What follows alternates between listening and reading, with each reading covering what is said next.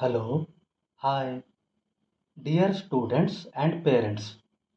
Welcome to my channel, Easy Grammar.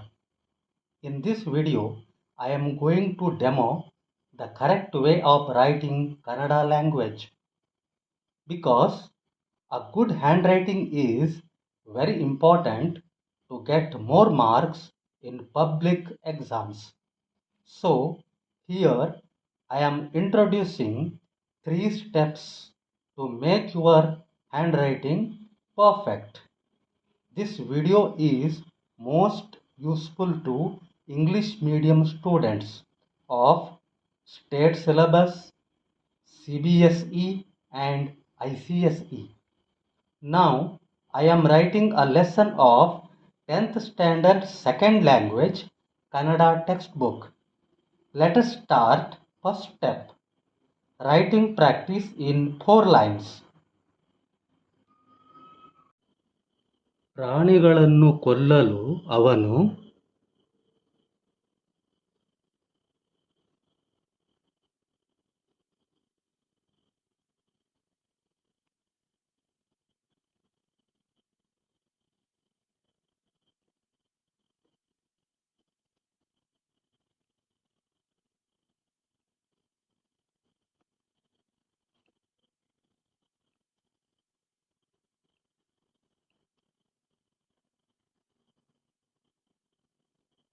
ಪ್ರಾಣಿಗಳನ್ನು ಕೊಲ್ಲಲು ಅವನು ವಿಷಸವರಿದ ಬಾಣಗಳನ್ನು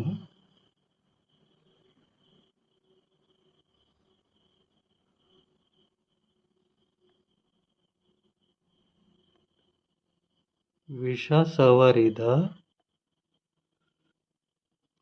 ಬಾಣಗಳನ್ನು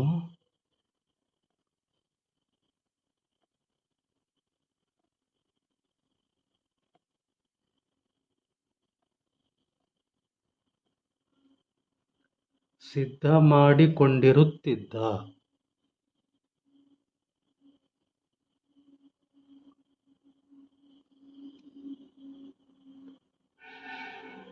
ಸಿದ್ಧ ಮಾಡಿಕೊಂಡಿರುತ್ತಿದ್ದ.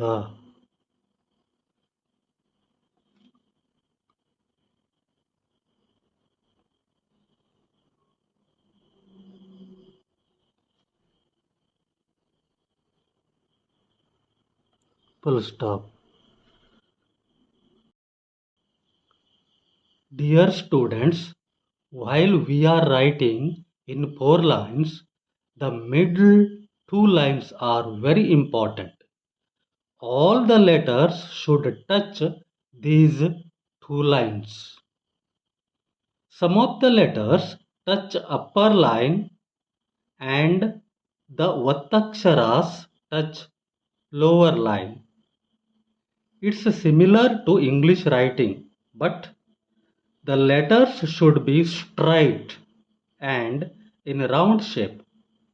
No slanting or cursive way or running letters in Kannada. Okay, let's continue writing. ಈ ಬಾಣ ತಗುಲಿದ ಕೂಡಲೇ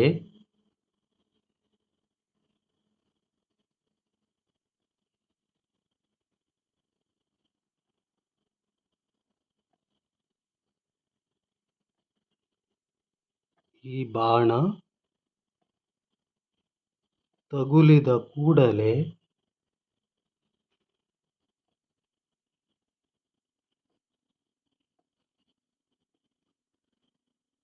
ಪ್ರಾಣಿಗಳು ನಂಜಾಗಿ ಸಾಯುತ್ತಿದ್ದವು.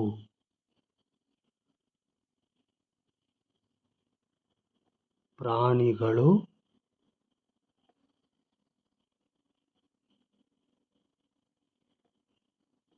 ನಂಜಾಗಿ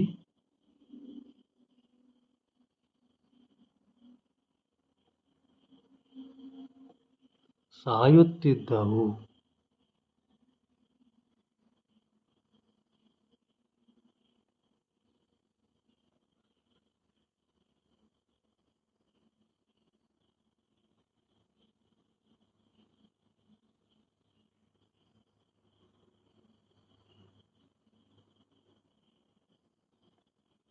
full stop. ಬೇಟೆಗಾರನು ಕಣ್ಣಿಗೆ ಬಿದ್ದ.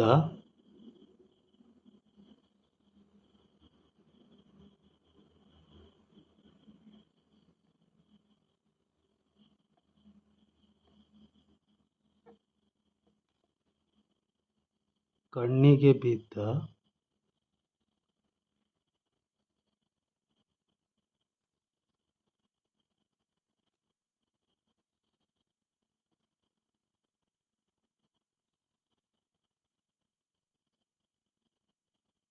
ಒಂದು ಜಿಂಕೆಯನ್ನು ಬೆನ್ನಟ್ಟಿದ್ದ.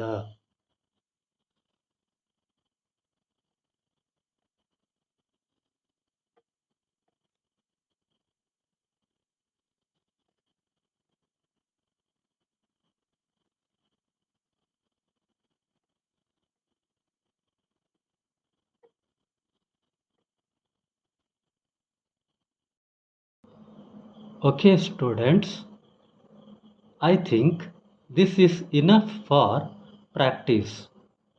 Dear students and parents, do you know why should we practice Kannada writing in 4 lines?